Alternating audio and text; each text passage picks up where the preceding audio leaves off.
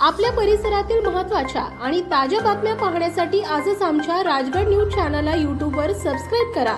rajgadnews.com या वेबसाईटला भेट द्या।